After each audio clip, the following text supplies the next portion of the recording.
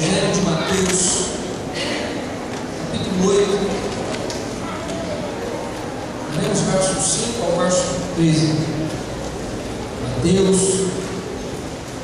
capítulo 8, verso 5.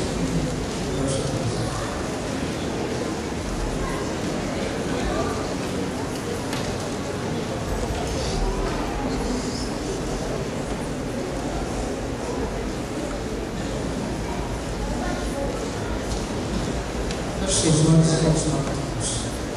Sou Deus Todo-Poderoso, que se postou frente à igreja, a responsabilidade, Pai, a partir da tua palavra, neste momento. Pelo Santo Espírito, ó Pai, se faça presente, não somente na minha vida, mas na vida de cada irmão e irmã que se faz presente nesta noite.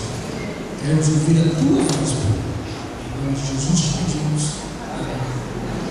Mateus capítulo 8, versos 5 ao 13 diz assim: Tendo Jesus entrado em Cafarnaum, apresentou-lhe um centurião orando: Senhor, o meu criado jaz em casa de cama, paralítico, sofrendo horrivelmente. Jesus lhe disse: Eu irei curá-lo. Mas o centurião respondeu: Senhor, não sou digno que entres em minha casa, mas apenas manda uma palavra e o meu rapaz será curado. Pois também eu sou homem sujeito à autoridade. Tenho soldados às minhas ordens, e digo a este vai, e ele vai, e a outro vem, e ele vem, e a meu servo faz isto, e ele o faz.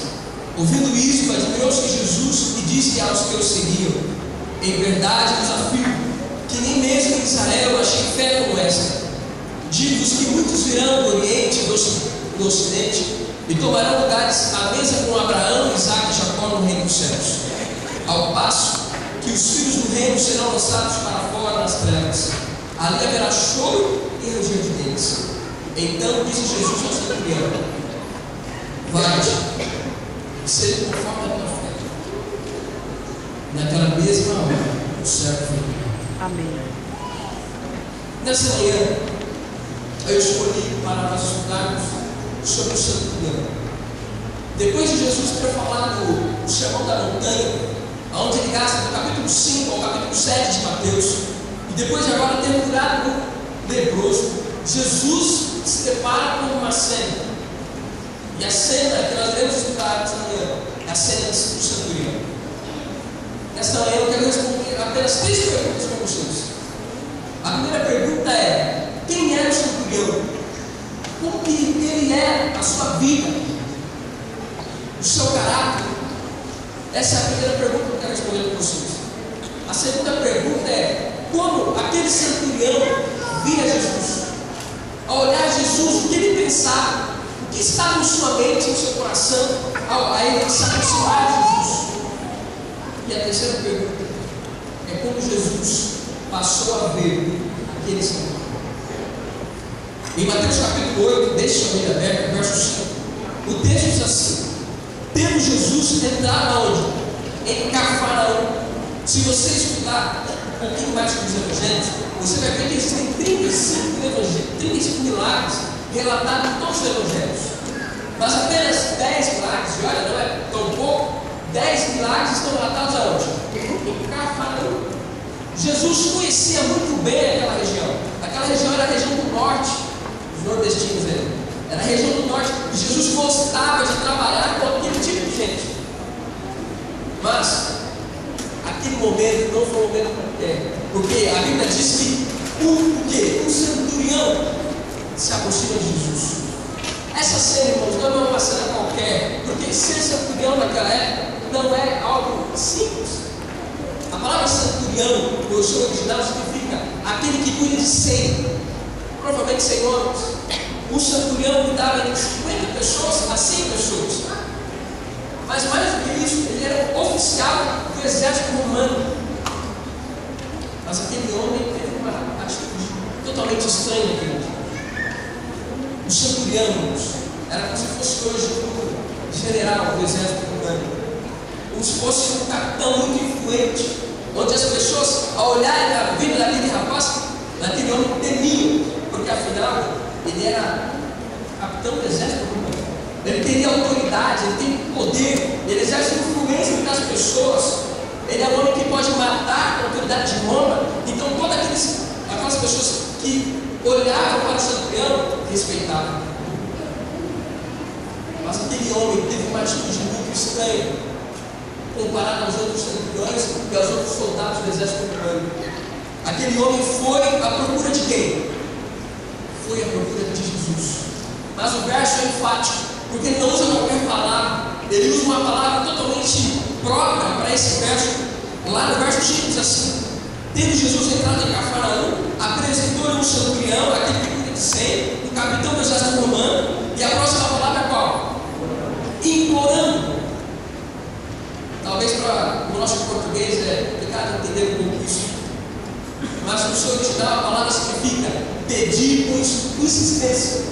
Significa mais do que isso: invocar ajuda, apelar, falar para que Jesus aliviasse a sua dor, a sua angústia.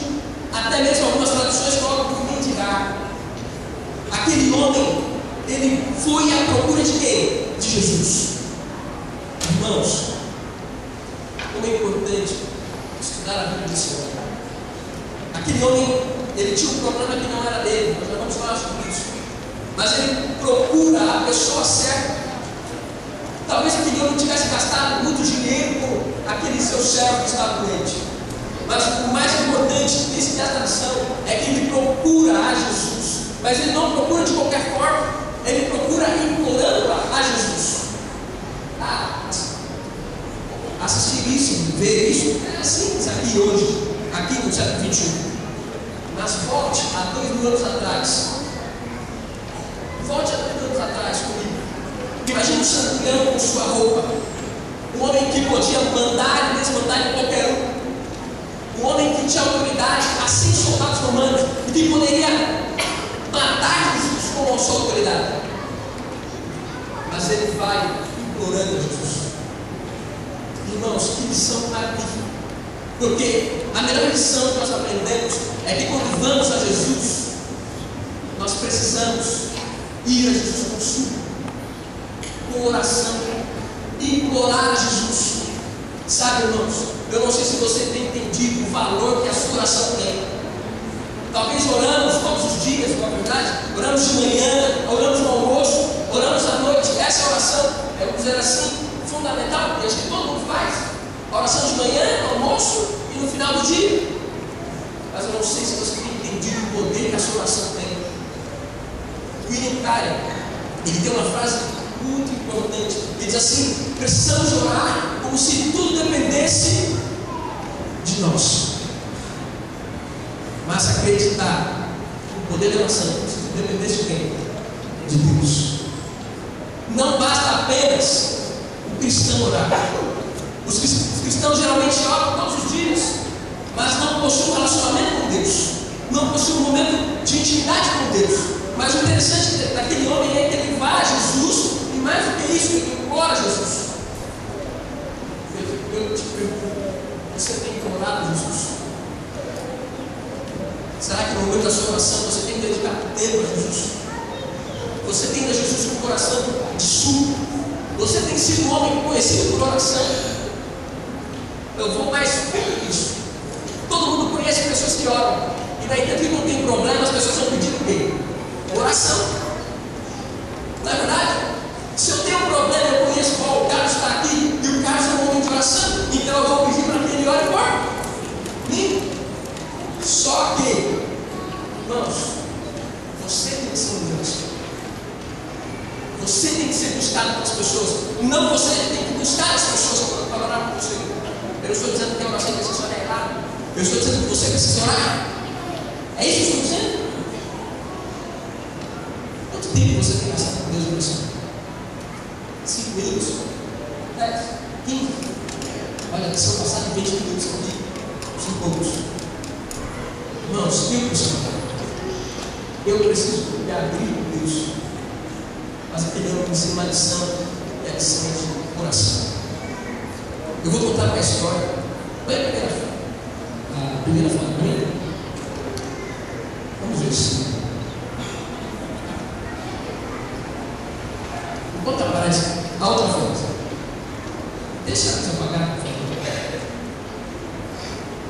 Você está meio ruim, hein? A imagem, mas é que sou eu.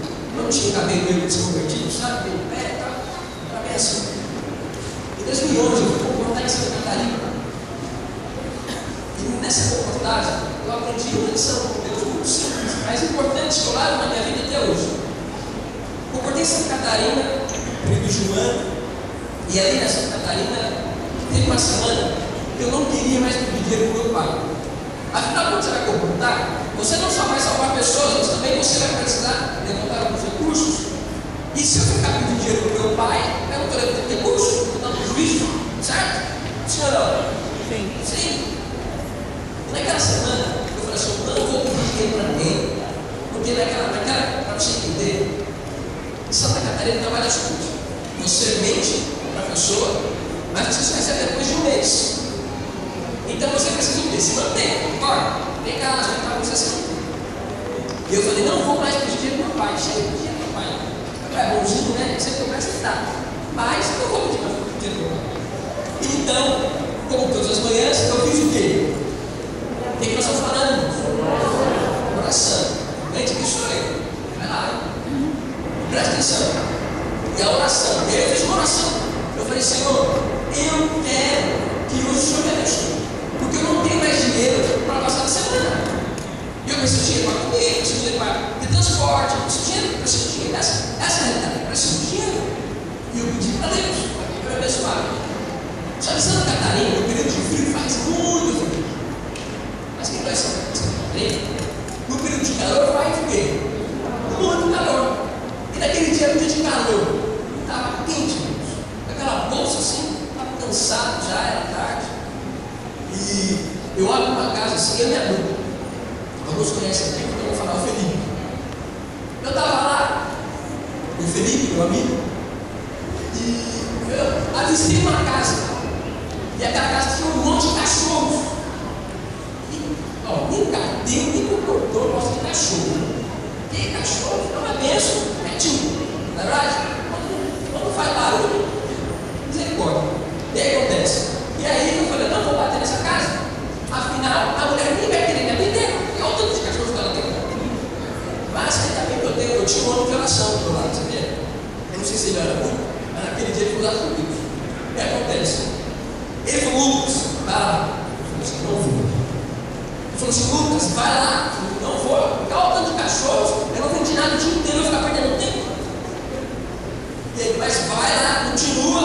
Se ele quisesse levar, eu não vou. Mas ele insistiu tanto, insistiu tanto. Eu falei, eu vou bater. Vai que acontece agora. Bati. Uma moça muito bela, assim, abre assim na porta.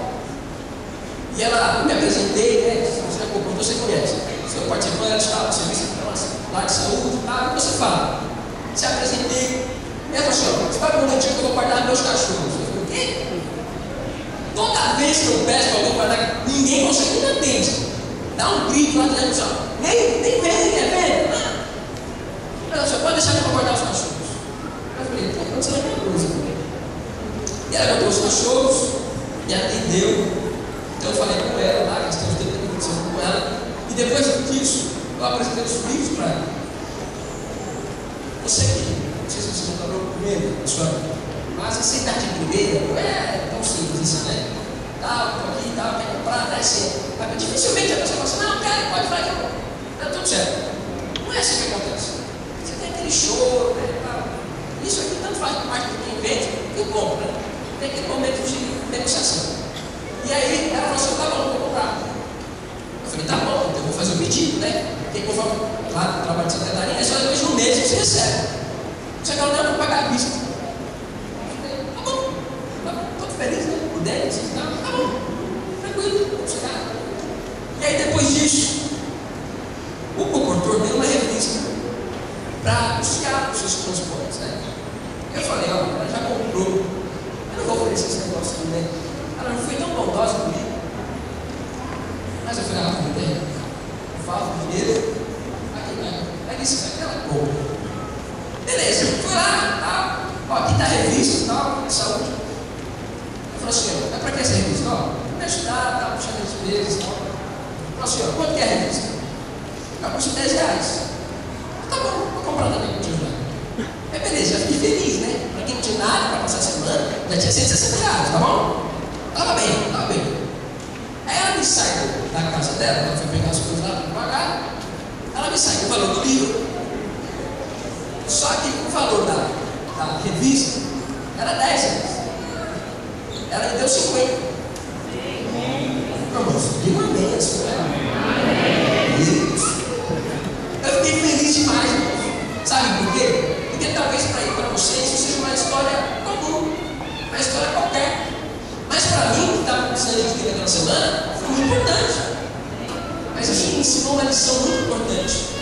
Quando eu tenho um problema, quando eu tenho dificuldade, eu preciso fazer o quê? Está vendo? E se eu deixasse o microfone com vocês aqui, você teria história para contar. Sabe por quê? Porque o mesmo Deus que opera na minha vida, opera na sua vida. Amém. Amém? Amém. Então, vamos parar de conversaria? Vamos para a Bíblia. Mateus 8. Vamos lá. Mateus 8. Verso 6. Diz assim: Senhor, o meu criado jaz em casa, de cama, paralítico, sofrendo o quê? Horrivelmente. Existem 3 características que a Bíblia diz sobre esse jovem, sobre esse rapaz, sobre esse escravo. Ele era um escravo. A primeira característica é coisa. Ser escravo, para você que está tranquilo, a sua vida está tudo boa, tranquilo. Mas ser escravo naquele tempo era um problema, principalmente no período romano. Mas ele era escravo. A outra característica que a Bíblia apresenta era o quê? Paralítico. Rapaz, não andar deve ser difícil, né? Mas mais do que isso, a Bíblia diz lá em Lucas, capítulo 7, verso 2, não precisa abrir, diz assim: ele era muito estimado. Eu coloquei como ele um homem altruísta. Sabe por que ele era altruísta? Porque aquele romano, aquele centurião, ele tinha quantas pessoas trabalhavam com ele? Vocês vão aprender hoje. Quantas pessoas trabalhavam com o centurião? 100 pessoas trabalhavam com o centurião. Mas ele estava querendo ajudar quem? Um escravo. E além de ser um escravo, era um paralítico. E além de ser paralítico, a Bíblia diz que ele era muito estimado. Isso me mostra muito importante. Embora pela sociedade ele era visto como ninguém, aquele homem amava o seu Senhor. Ele tinha um carinho especial. Eu não sei qual o motivo que fez, porque a Bíblia não registra, mas a Bíblia diz que ele foi atrás de Jesus, se humilhou para o judeu, para ajudar quem? O escravo. Irmãos, não tem mais amor do que esse. Ele era romano. Os romanos não gostavam dos judeus. Ele era superior a Jesus, de acordo com a sociedade, mas ele implora Jesus como um servo. Mas não era para pedir algo para ele, não. Era para pedir para quem? O seu servo. E aí eu te pergunto: você tem amado as pessoas? Hoje é Semana Santa. Semana Santa vai começar hoje. E nós temos várias pessoas que precisam ouvir falar de Jesus, sabe disso?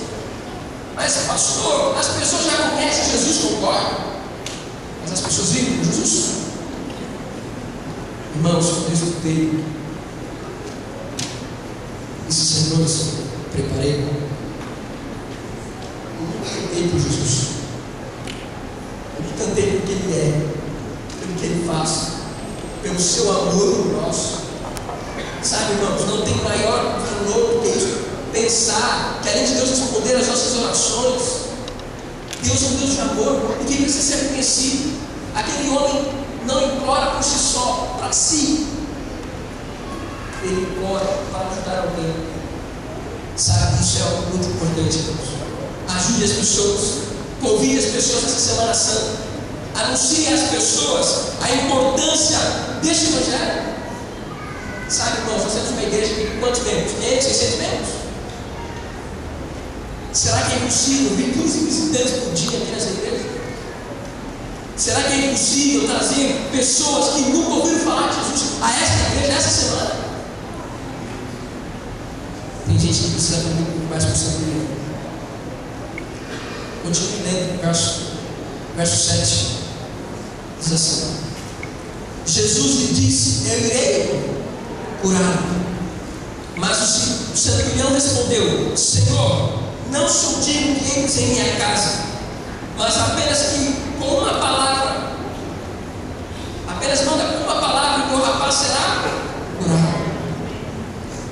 Além de ser um homem de oração, um homem altruísta, ele é um homem de humildade.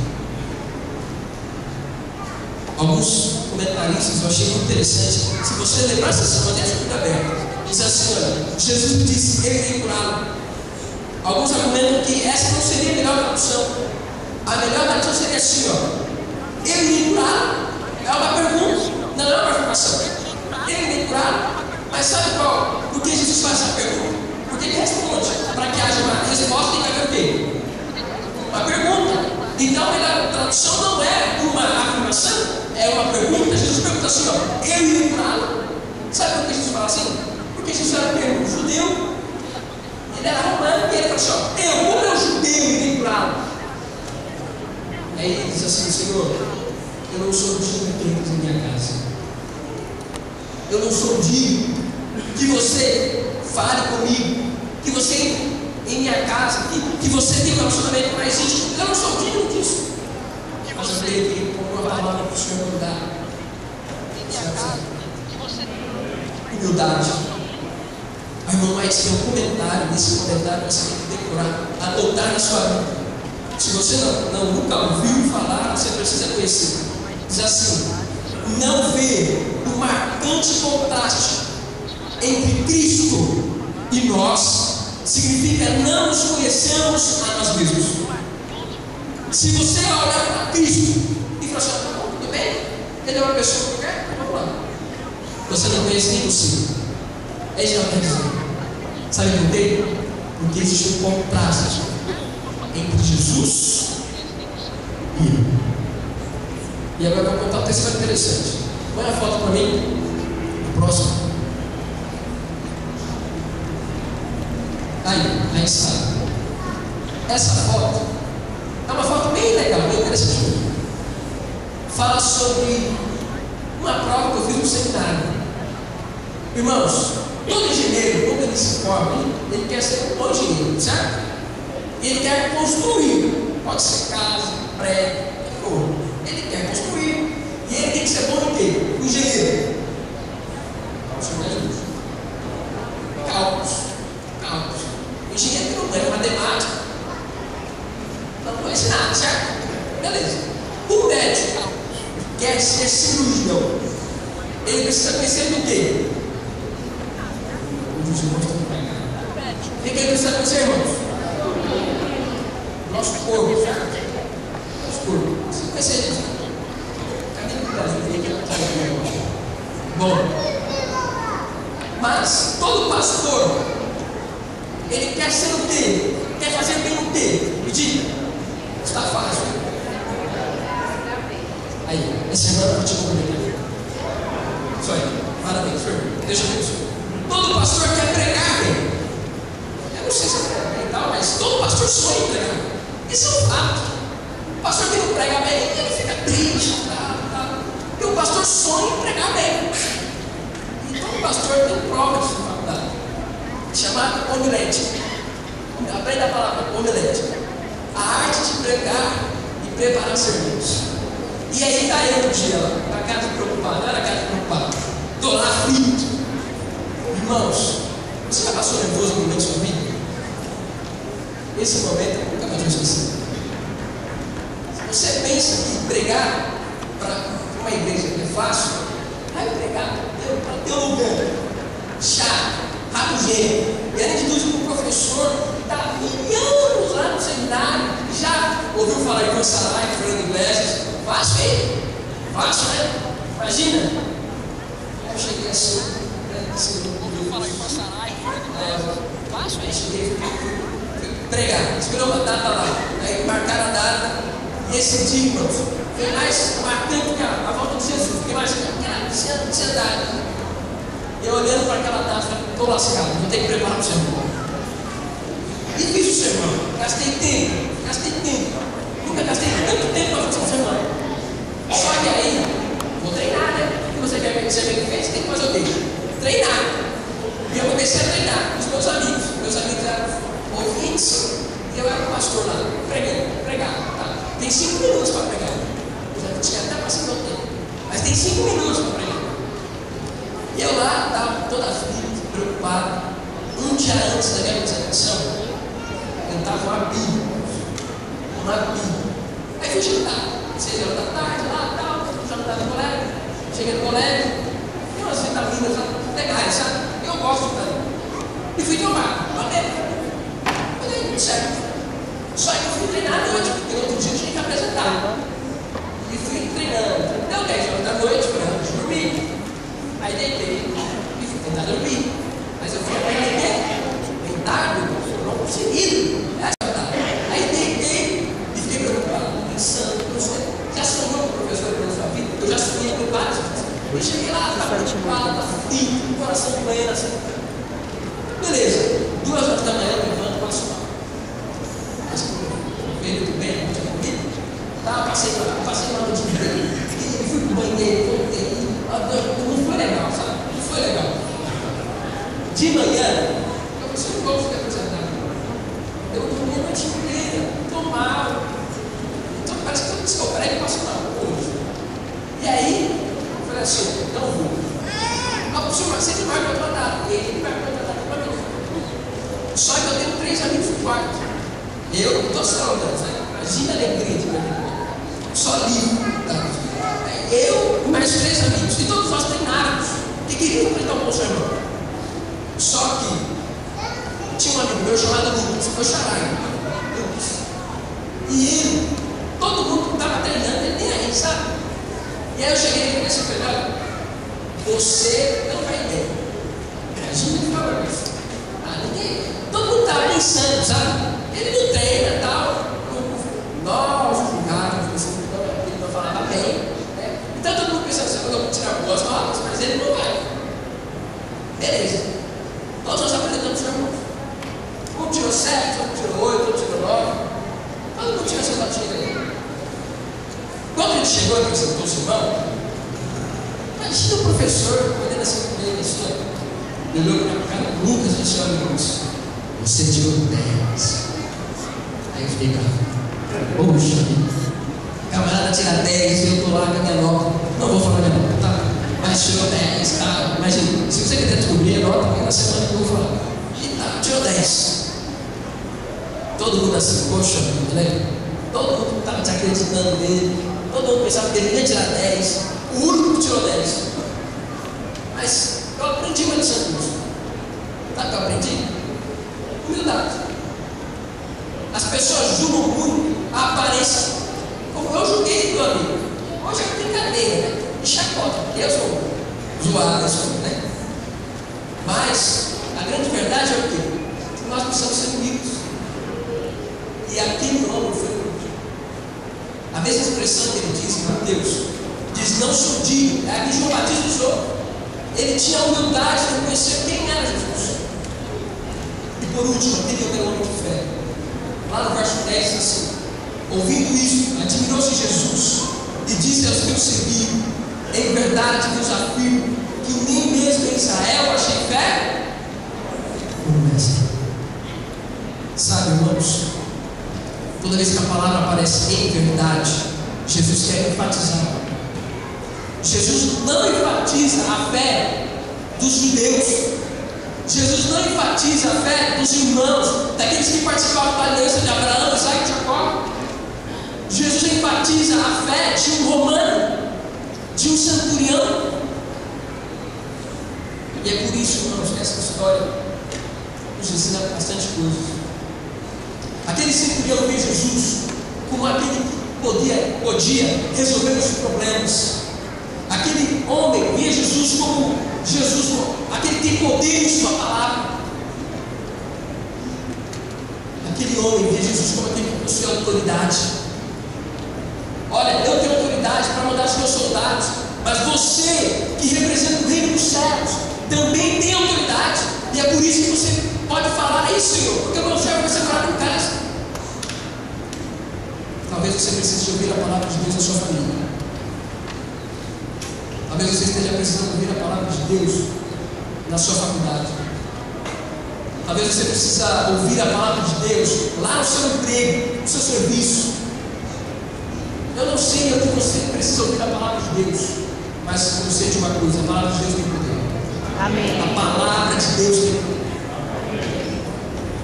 Eu tenho visto como Jesus via aquele homem. Em Mateus 8, verso 10, diz que aquele homem era visto por Jesus não como apenas um romano, mas como um exemplo de fé para os judeus. Aqueles romanos, aqueles judeus, viviam à base de legalismo, viviam à base de uma vida vazia, de uma religião sem foco. Mas Jesus viu nele fé. E por último, lá no verso 11 diz assim: diz que muitos virão do Oriente e do Ocidente e tomarão lugares à mesa com Abraão, Isaac e Jacó. Ele via como exemplo de fé, mas também Jesus via aquele homem como exemplo de salvação para os gentios. Sabe? Imagina um romano, um gentio, que era considerado pelos judeus um nada, ouvir o próprio Jesus falando assim: olha, você quer um convite? Eu vou fazer um convite para você. Meu convite hoje é para que você um dia possa sentar-se à mesa com Abraão, com Isaac, com Jacó. Através daquela história, os gentios e os romanos, em qualquer nação que não fosse israelita ou judeu, aprendeu que havia também salvação para os gentios. Hoje a salvação é para todos. Amém. Não é para romano, não é para judeu, não é para grego, não é para brasileiro e nem para argentino. A salvação é para todos. Sabe por quê? Porque Deus tem um plano especial para todos. Que hoje, nesta manhã, você possa entender que precisamos de oração, de humildade, de súplica. Precisamos ir a Jesus, sabe com quê? Com fé. Mas mais do que isso, nós podemos sair da presença de Jesus com a certeza: eu fui salvo, porque Jesus me fez o convite, e o convite foi a salvação. Amém? Amém.